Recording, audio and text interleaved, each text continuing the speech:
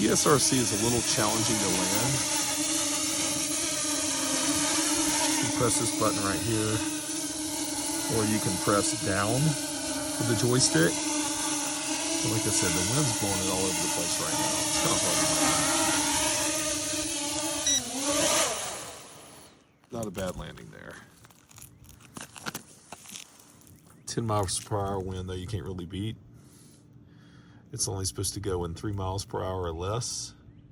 It doesn't recommend over 5, so like I say, pretty impressive.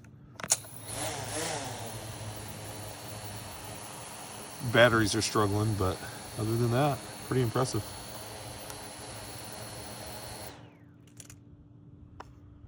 There's your TSRC.